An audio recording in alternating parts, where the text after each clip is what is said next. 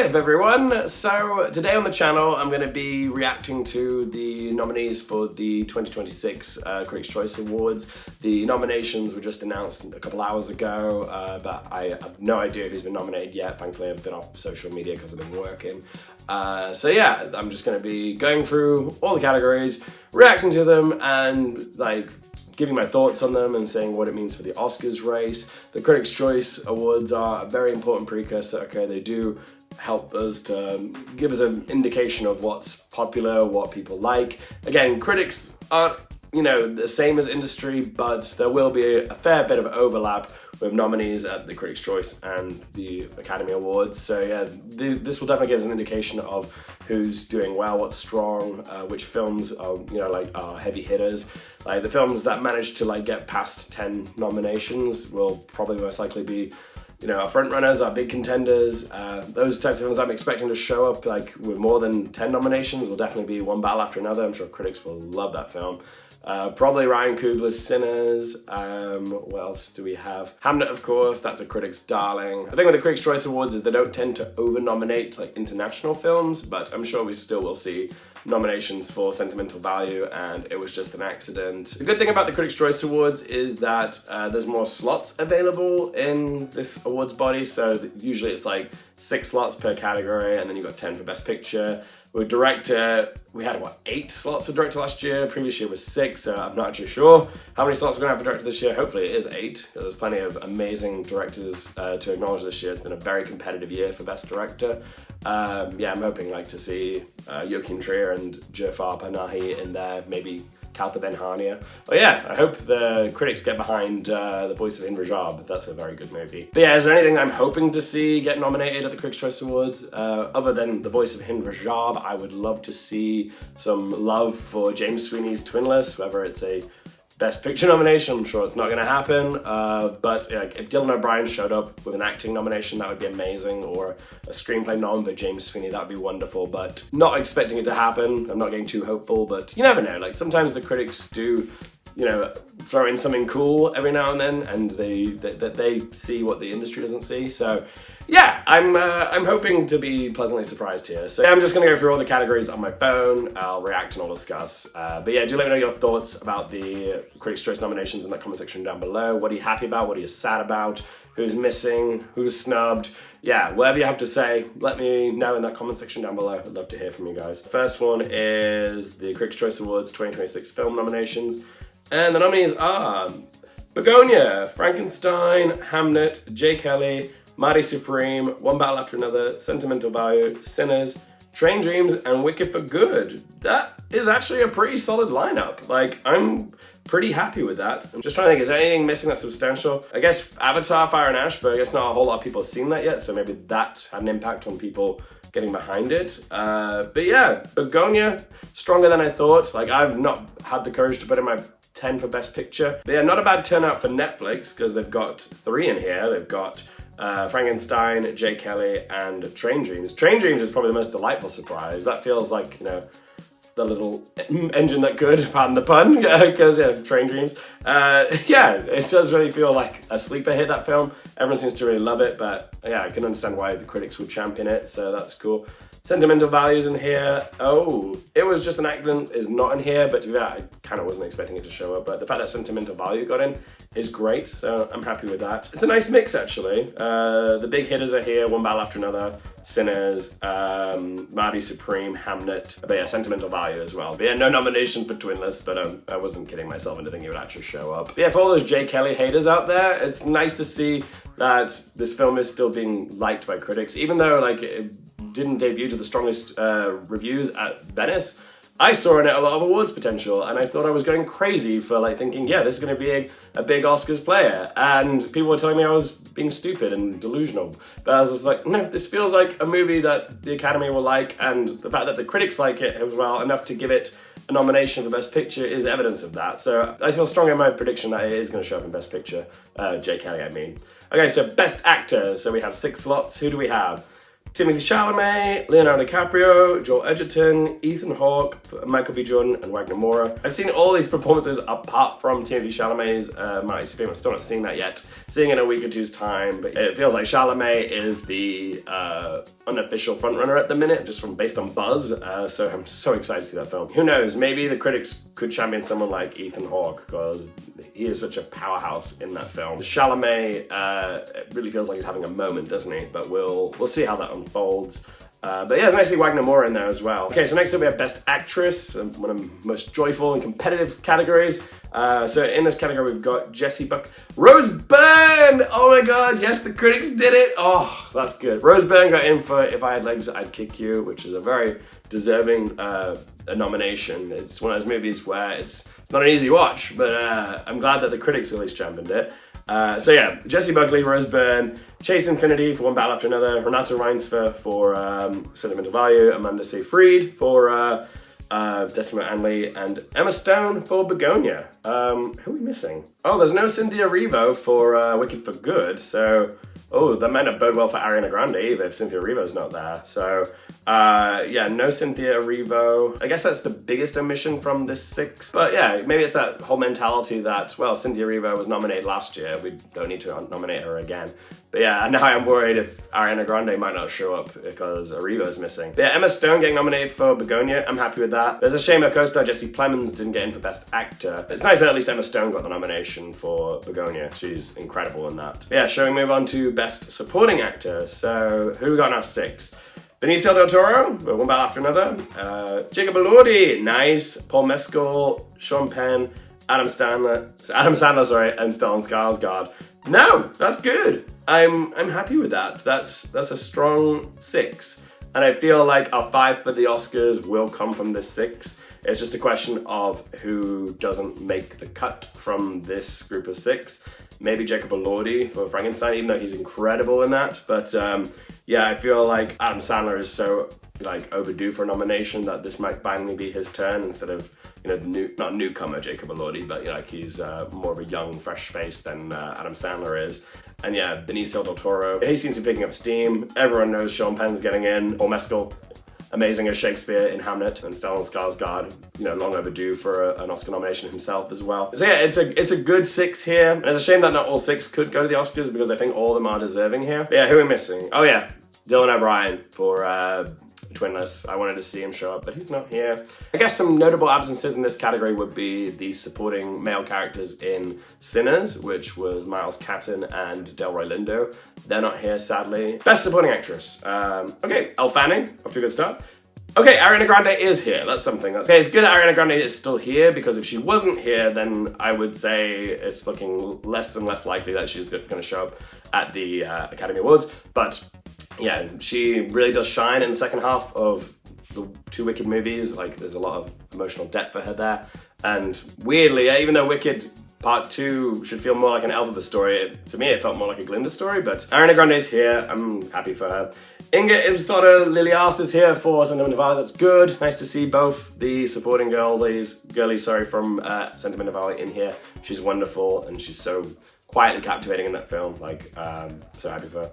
Amy Madigan for Weapons. Okay, they're trying to make it happen. If she shows up for the Golden Globe nominations, then yeah, I'm gonna have to start taking her more seriously. But yeah, the critics are getting behind her, and I'm sure Golden Globes probably will. I'm not sure if BAFTA will go for it, but maybe we can see her show up at the Oscars. But we'll see for a horror performance as well.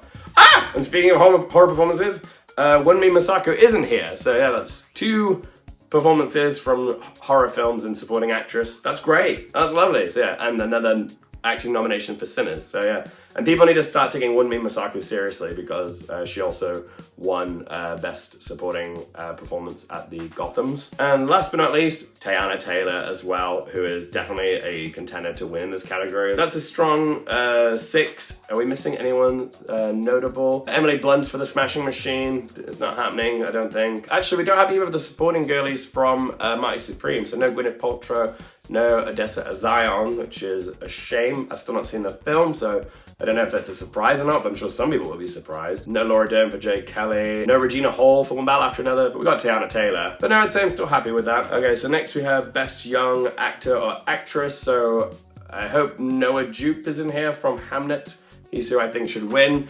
I'm trying to think who else, what other young performances were out this year? Well, I don't know, let's find out here.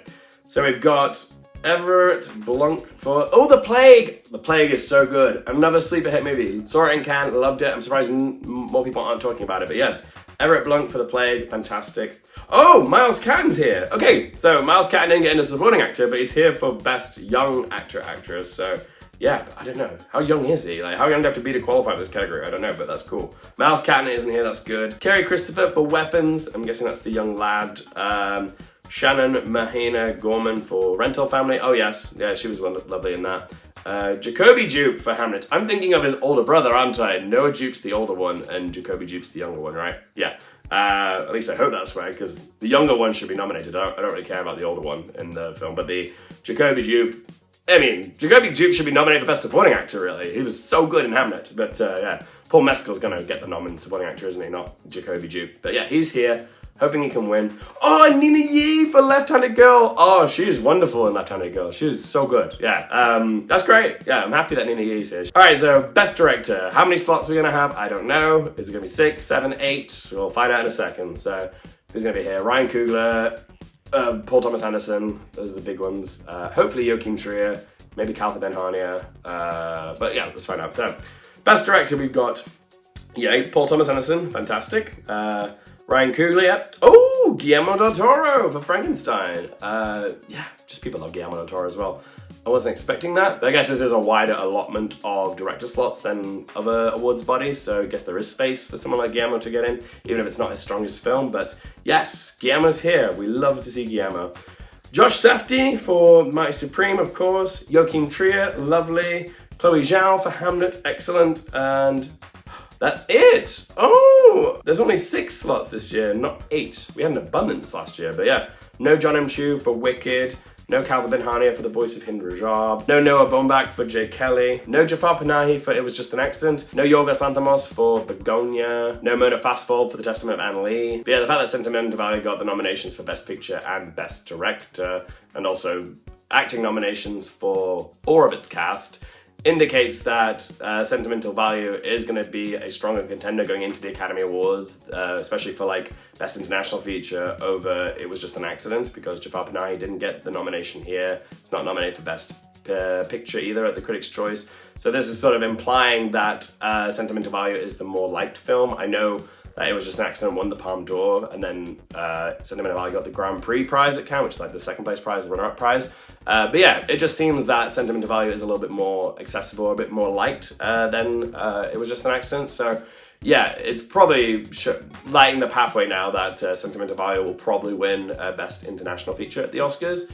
But yeah, well, we'll see. You never know. Like, everyone thought Emilia Perez was like the clear frontrunner last year, and then I'm Still Here just got more and more, momentum, and yeah, as the award season went on. So it can all change, but yeah, I'm pretty confident Sentimental Value is going to be a strong player at the Academy Awards now, because it's got 4 acting noms, a directing nom, and Best Picture. So yeah, the critics like it, and they don't always go for international films at the Critics' Choice Awards, so you got to remember that. Cool. So next up we've got Best Song. With Critics' Choice, they do tend to go a little bit more pop-centric, so I am expecting Golden from K-Pop Demon Hunters to be in here, maybe another one like Soda Pop. I think they can have 3 at the Critics' Choice Awards. At the Oscars it's 2, 3 songs from the same movie, I mean. So maybe it will be quite K-Pop Demon Hunters-centric. But yeah, Sinners will probably be in here. Maybe a Wicked song, either Girl in the Bubble or No Place Like Home, but I don't think those songs are very strong, so maybe they won't go for them. So yeah, let's have a look anyway. So we've got Drive from F1. Okay, I couldn't tell you how that song goes, but yeah, it's from the movie F1. It's by Ed Sheeran, John Mayer. Next we have got Golden from K-Pop Demon Hunters. Yep. Then we've got I Lied to You from Sinners. Fantastic.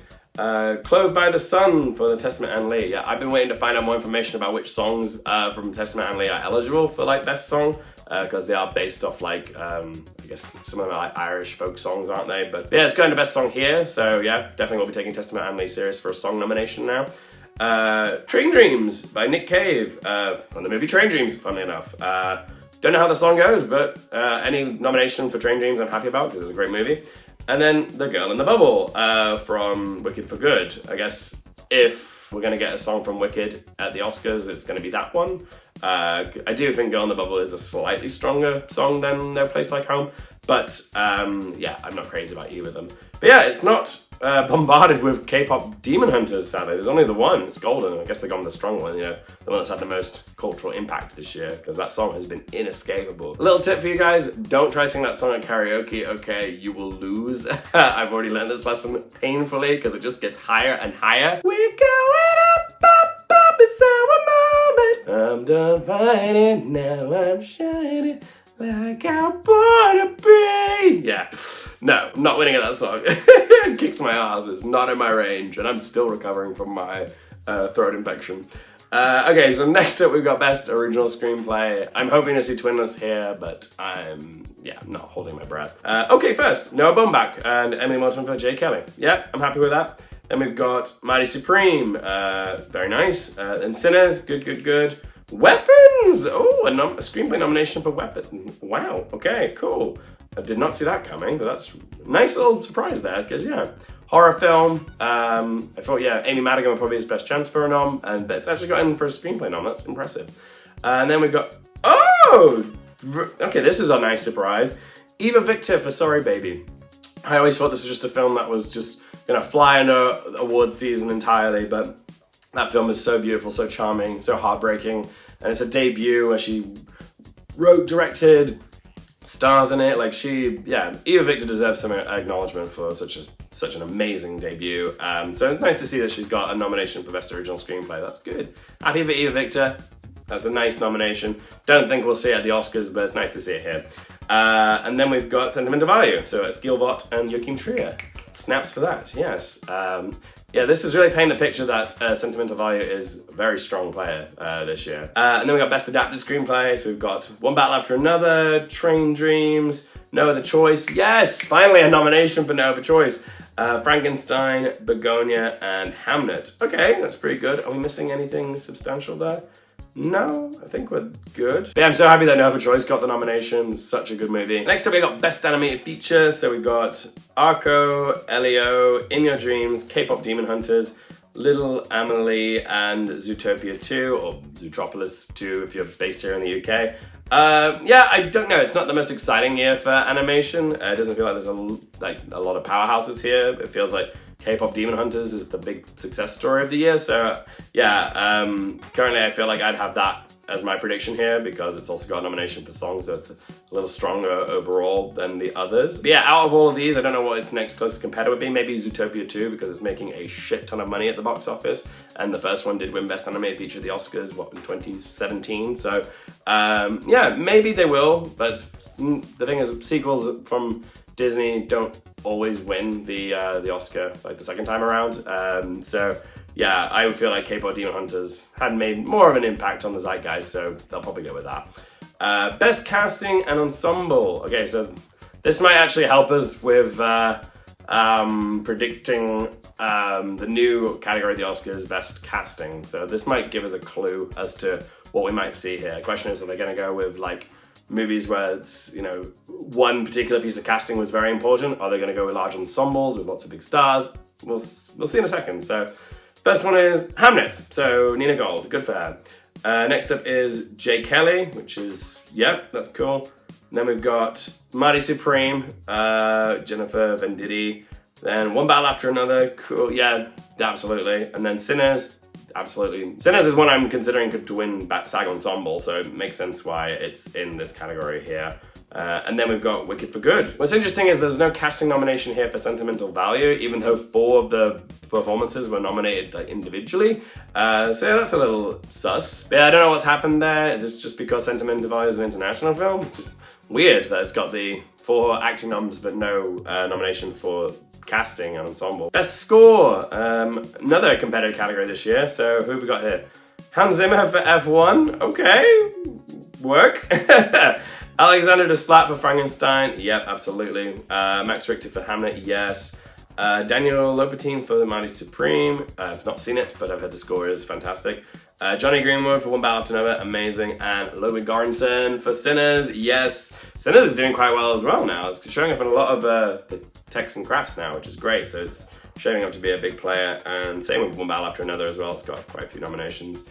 How many? Oh yeah, One Battle After Another is in the same group as Sentimental Value. It's got 4 acting noms, doesn't it? Leo, Chase Infinity, Tiana Taylor. Oh no, it's got 5! Yeah, sorry. It's doing better than Sentimental Value. Sorry, because it's got 2 nominations: Best Supporting Actor, Benicio del Toro and Sean Penn, Tiana Taylor, Leonardo DiCaprio, and Chase Infinity. One Battle After Another is doing very well as well. Best Sound, so we've got F1, understandable, racing movie. Frankenstein, yep, absolutely. One Battle After Another, just that highway chase scene, vroom vroom bitches. And Sinners, yeah, oh, the sound in Sinners is just immaculate, especially like any scene with music. It's just, it's so immersive. It's part of the reason why the movie is just envelops you when you're watching scenes like that. Oh, Surat, that's a nice surprise, nice little, so Surat is I think it's Spain's submission for Best International Feature of the Oscars. It's the one in the desert, and there's a lot of like bombs and explosions and things. So yeah, that kind of. Oh, and also there's like the movie opens with like a techno rave thing as well. So like there's a lot of emphasis on sound in that movie. So that's a nice surprise. I didn't think I had that one getting in personally, but that's great. And then we got Warfare, war movie. Of course, lots of bombs, lots of ammunition, lots of loud booms. So yeah, Warfare, not all that surprising. Anything obviously missing? Yeah, Wicked for Good's not in here. Usually musicals can show up. Testament and Lane, no. That's a shame. Avatar, Fire and Ash, again, I've not seen it, so I don't know. But yeah, I think that's a respectable 6. A nice mix of films as well. Next we got Best Cinematography, so wow. Okay, F1 is doing really well here. Like, this is like shaping up to be like the dad movie of the year, which is getting more nominations than expected. Maybe it's the Ford v Ferrari this year. God, do I need to start taking it seriously as maybe a film that could get into Best Picture? There's Joseph Kosinski, who did Top Gun Maverick, so maybe. And you know, the Academy is still made up of predominantly older men, so yeah, maybe it could still show up in Best Picture, we'll see. But yeah, Claudia Miranda got in for F1, Dan Lalston for Frankenstein, Lucas Zoll for Hamnet, yes, Michael Bauman for One After Another, yep.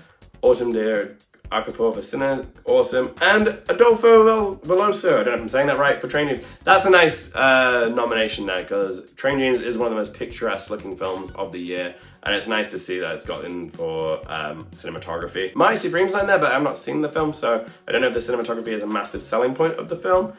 Sentimental Value, understandable that it's not really it's quite a natural looking film, so it just feels like it's not like that avant-garde or that experimental. It's a very well shot film, very well lit, but yeah, I don't think people think of the cinematography when they think of Sentimental Value. And no, I'm pretty happy with that 6 actually. I guess next up we got Best Production Design, and oh nice! First one is actually the Fantastic Four First Steps. I love the production design of Fantastic Four First Steps, that whole sort of, you know, retro futuristic vibe, like very 1960s but modern. Like, I love the production design in Fantastic Four. So good on the critics for acknowledging it. Like, that's a nice little surprise nomination. I like that. Frankenstein makes sense with Frankenstein's lab. Next up we got Hamnet as well. Yep, the sets are an intricate part of that because it is a movie based around theatre, and sets are an important part of theatre. I don't want to say too much if you've not seen it, but yes, the sets are amazing. Marty Supreme, I've not seen the film, so I can't comment on it, but cool. And then we've got Sinners, yep, I'm happy with that. It's like the barn where the movie mostly takes place in, or the sawmill, wherever it is. Yeah, that place just has so much character, and in a sense it does feel like a character in the film, that setting. And yeah, you can practically smell the sweat in that room and the sawdust, and oh yeah, I love it. So I'm glad to see that it's in here.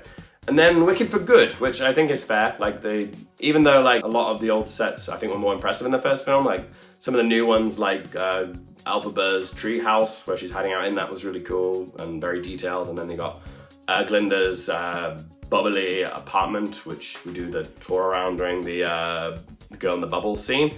And yeah, that was really well done. So yeah, I think that's a deserved nomination as well for Nathan Crowley and Lee Sanders. Would have been cool to see something like Begonia show up here. I love the house that the film is primarily set in, and even the office space that Emma Stone's character works in as well is very well thought out. Yeah, it's a shame Begonia didn't show up there, but would have been cool. One Battle After Another didn't get in for production design, but it's not really a film that screams like, you know, really impressive set design. So yeah, I'm not surprised it's not here. Okay, Best Editing. I really hope that No Other Choice isn't here. I'm hoping the critics do it.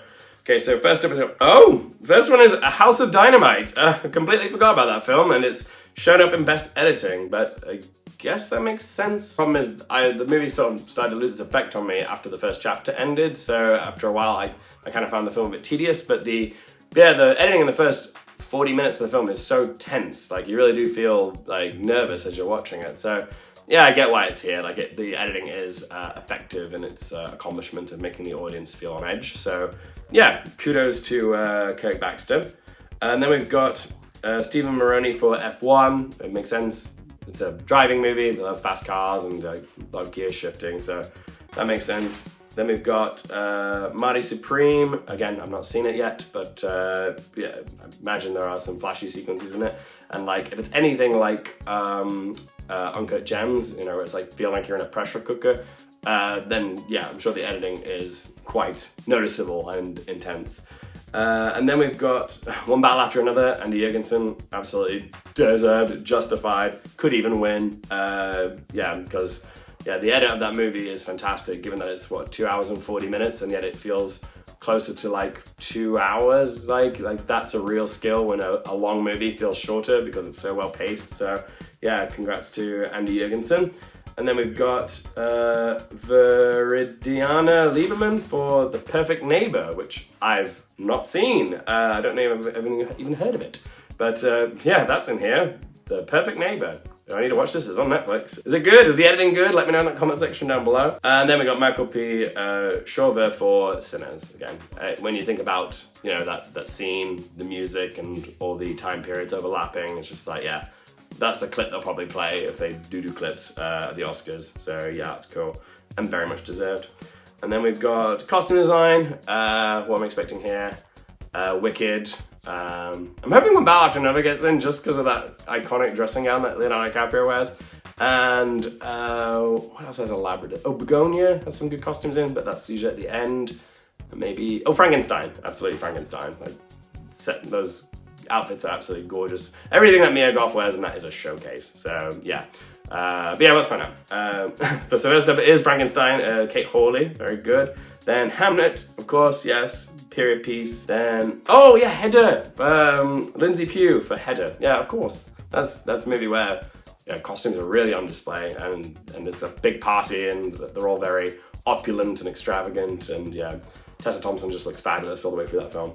And then we've got, excuse me, oh, we have a nomination for Kiss of the Spider-Woman for Colleen Atwood and Christine Cantella, which makes sense because, you know, it's a movie about a movie and about a movie star who's like glamorous, this Jennifer Lopez's character. And yeah, she does have some fabulous outfits. I don't know, I wasn't crazy about the costumes. Like, some of them looked good, and then some of them I thought looked a bit cheap, but maybe they're just working with the budget that they had. But hey, the nomination I feel like is deserving anyways. And then we've got Ruthie Carter for Sinners, absolutely deserved, and then Paul Tazewell for Wicked for Good. So yeah, no nomination for One Battle After Another, but again, it's not really a costume or production design movie, so yeah, that 6 feels pretty justified. No Begonia, but yeah, the fear that I had with Begonia was that all the most elaborate and impressive costumes come in the last 5-10 minutes. So yeah, maybe people don't really think of Begonia really as a costume movie, but I think the costumes are great at Begonia. Then Best Makeup and Hair. This actually is a weirdly crowded category this year. Like, we've got a lot of films that could show up here. We've got Wicked for Good, Sinners, Frankenstein for sure. But yeah, let's find out. So first, 28 years later. That's a fun pick. It's nice to see a zombie movie, acknowledged for the amazing prosthetic works in the zombie movies. And then we got Frankenstein, of course. Sinners, yep. The vampires look incredible in that. And then we got, oh yeah, The Smashing Machine. How can I forget about The Smashing Machine? The transformational makeup of Dwayne Johnson into the fighter guy. So Mark Kerr was it? So I can't really remember. But yeah, so the Smashing Machine got 8 nominations. That's something. And then we've got Weapons. Of course, Weapons. Gladys, with the iconic makeup on Gladys, yes. And the hair. How can I forget that? Like, it just shows up on the inside of my eyelids when I close my eyes. And then we got Wicked for Good, which is very justified as well. Cindy Erivo, Kate Green makeup, but also we have the transformational scenes of the Tin Man and the Scarecrow as well. So yeah, hair and makeup seems very justified for Wicked for Good. And then we've got Best Visual Effects. Maybe this is where Avatar, Fire and Ash shows up, but I guess like the big blockbuster movies will show up here. So F1, The Running Man. But yeah, let's find out. So we've got, okay, so Avatar, Fire and Ash does show up here. It has been seen. It's got the visual effects nomination, which deserve and probably will win. Then we've got F1, of course. Then we've got Frankenstein, even though I wasn't crazy about some of the visual effects in Frankenstein. I thought some of them looked a bit video gamey, particularly at the beginning of the film. I just thought it looked a little bit hollow, personally, which is never an adjective I use to describe a Guillermo del Toro movie when it comes to aesthetics and visuals, but here we are. So I think that's just the Netflix effect.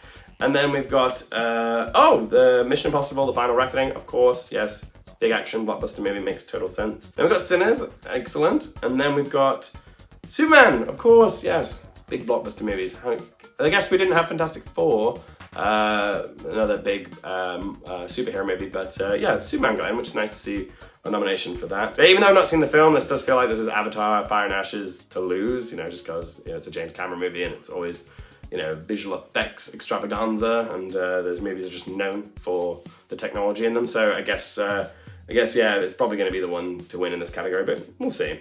And then we've got Best Stunt Design, lovely. So yeah, no, more action-packed movies, so probably the ones we saw in visual effects, but yeah, we'll see. So we've got Ballerina is the first one, which I've still not seen, but it makes sense. It's a John Wick spin-off, so totally makes sense. And then we've got F1, of course. Mission Impossible, The Final Reckoning, of course. Movie franchise that's just known for Tom Cruise doing the most ridiculous stunts, and he was rolling around on top of planes doing loop-de-loops and spins and stuff. There's nothing that man won't do to entertain us as this, so yeah, absolutely makes sense. One battle after another, yep. Just that car chase scene over the hills, yeah, I get it. There's also a lot of parkour in the film as well, and there's a fair bit of action in it, so yeah, totally makes sense. And then we got Sinners, yeah, and Warfare. Yeah, all that feels justified to me. Is there anything missing apart from like Fantastic Four, Superman? Frankenstein's not here, but I wasn't really expecting it to show up here. Wasn't even expecting it to show up in visual effects, if I'm being honest, but it got in there. Okay, so next up we have Best Comedy, and oh, lovely, The Ballad of Wallace Island got in. Yes, another sleeper hit movie. Very British sensibilities, this movie. It's so funny, so charming. Not enough people have seen it. It's a really great film, The Ballad of Wallace Island. If you've not seen it, check it out. I laughed so much. I think I cried a little bit. It's just very tender, very nice, quick, gets to the point type of movie. It's just very well done. And then we got Eternity, not seen it. That's the one set in heaven, I think, with Elizabeth Olsen. But yeah, I've still not seen it yet. Friendship, A24, not seen. Can't even tell you who's in it, sorry. Yeah, I'm just blanking on that one. The Naked Gun, okay, I don't mind that. I enjoyed The Naked Gun. I'm not saying silly movies are underrated. I love a spoof movie, and even though it is a reboot of an existing IP, this was done very well. I really enjoyed it. I laughed a lot. The Phoenician Scheme, I guess technically is a comedy. But I guess when there's not a lot of comedies being made, a film like The Phoenician Scheme can get in. And Splitsville, okay, that's a great pick. But you know what film I'm surprised isn't here? Roofman. Roofman was amazing. I laughed so much in that, and yeah, it's actually a really solid film as well. Not here, neither is Twinless. I guess that's a dramedy, but yeah, I laughed a lot in Twinless as well. But Splitsville, I'm happy is here. That's a fun pick. And The Ballad of Wallace Island, also a good pick.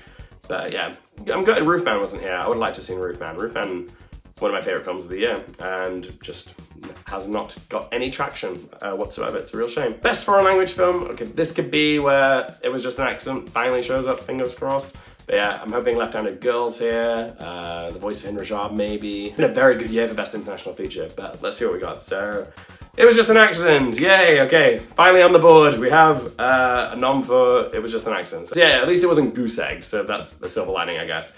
Then we've got Left-Handed Girl, lovely, yep, happy to see that, really happy, love that movie, so good. I think it's on Netflix now, guys, watch it, okay, it's so charming, and it's co-written by Sean Baker, and he also edited as well. You can really tell it has that Sean Baker charm to it. Then Nova Choice, yes, how could I forget Nova Choice, God, I'm such a bellend. But yeah, Nova Choice got in, marvelous. The Secret Agent, yeah, it's been such a good year for international cinema. Sirat, okay, cool. I'm not crazy about the film, but I know others are, so yeah, good for it. And then Belen, Amazon, MGM. I've still not seen this, but this is that one movie that just keeps getting pushed on me. Just keep seeing it everywhere. Was Sentimental Value not eligible here? Because it has bits in English, I'm not sure. But what else are we missing? We didn't have the voice of Hin Rajab, and also there was no The Sound of Falling either. But no, I'm pretty happy with that. I do need to check now if Sentimental Value was eligible for this category, which is why it showed up in all the other categories, but not this one. There we have it, guys. Those are all the categories for the 2026 Critics' Choice Awards. So yeah, let's find out who got the most. It was Sinners that got the most nominations. It was 17, followed by One Battle After Another with 14, and Hamnet and Frankenstein with 11 nods apiece. Wow, that's crazy. Sinners was part of 36 nominations received by Warner Brothers. That would have been mostly with that and One Battle After Another. But yeah, the film that surprised me the most was actually F1, the movie, because that got 5 nominations, which was more than I was expecting, but also Wicked for Good and Train Dreams also got 5. Nice to see Train Dreams get a nice bundle of 5. That was good, including Joel Edgerton and Best Picture, so that's a massive victory for that film. Definitely going to give it a boost going forward with like more precursor awards bodies and the Oscars. So yeah, I'm not ruling out Train Dreams getting into Best Picture now. That's amazing. And then also, oh yeah, Marty Supreme got 8, even though it was just 1 acting nomination for Timothée Chalamet. We didn't have any supporting noms for Odessa Zion or Gwyneth Paltrow, which is a little weird, but it did show up in screenplay, picture, director. So yeah, it's pretty strong, and I need to see this film. I'm desperate to watch it. And then Jay Kelly and Weapons got 4 for Weapons. That's crazy. One of those was Amy Madigan and 1 for screenplay. That's amazing. Like, the fact that I got into screenplay, and maybe I do need to take it seriously of getting into the Oscars, but we'll see. And Begonia got 3. One of those was for Emma Stone for Best Actress. And it's interesting that it got that and Best Picture and 1 more, can't remember what it was, but yeah, that's all. So maybe that's evidence that it only just squeaked in. Maybe that was like the 10th pick for the Critics' Choice Awards. So yeah, I don't know if that means it's going to be as strong going into the Oscars, because it just doesn't feel like it's as well-rounded as others, because yeah, all the other films that got into Best Picture had significantly more impressive like nominations bundles. Begonia had the fewest. Obviously, I'm a little bit disappointed that Twinless didn't get any acknowledgements whatsoever, but I digress. Other than Twinless, what other films were completely shut out of the Critics' Choice Awards? Roofman didn't get into Best Comedy. I thought it might show up there. Die My Love by Lynn Ramsey, but I wasn't sure that was going to ever get nominated in the first place. No nominations for Christie. If Sydney Sweeney were going to be a competitor this award season for Best Actress, I feel like she would need to show up at least here, but no, it's not happened. No nominations for Springsteen, Deliver Me From Nowhere. Jeremy Allen White, I don't think his prospects of getting into Best Actor are good. Not impossible that he could still show up, but yeah, that film didn't show up anywhere. No nominations for Anemone, Is This Thing On? Ballad of a Small Player, completely shut out. No nominations for Bad Apples or Wake Up Dead Man, A Knives Out Mystery. The Voice of Hin Rajab was completely shut out. House of Dynamite did get 1 nomination. It got that editing nom. That was a bit of a surprise.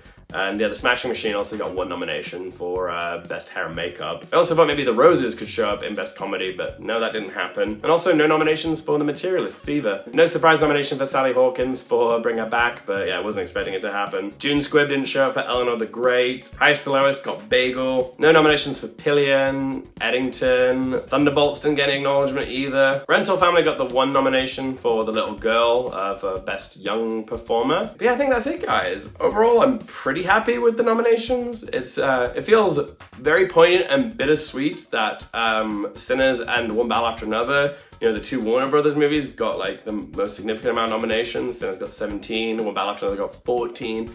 And yeah, it just feels bittersweet and ironic that that Warner Brothers had such a terrific show up here, and yet today they also announced the news that they're being bought by Netflix, which a lot of us feel very worried about. So yeah, I have mixed feelings on it because of the news that's happened today, but yeah, generally I'm fairly happy with those nominations, but yeah, do let me know in the comment section down below your thoughts on the Critics' Choice nominations. Who were you happy for? Who were you shocked got snubbed? You know, whatever you have to say about the Critics' Choice Awards, let me know in the comment section down below. I will be doing a predictions video for the Critics' Choice. It's coming up on the channel in a few weeks' time. Also got a lot more award season content coming on the channel, so if you don't want to miss any of that, be sure to click that subscribe button for us. And as always, thank you guys so much for watching. For more things related to movies, TV, the Oscars, and popcorn culture, I'm Nick Hearfield, and I'll see you next time.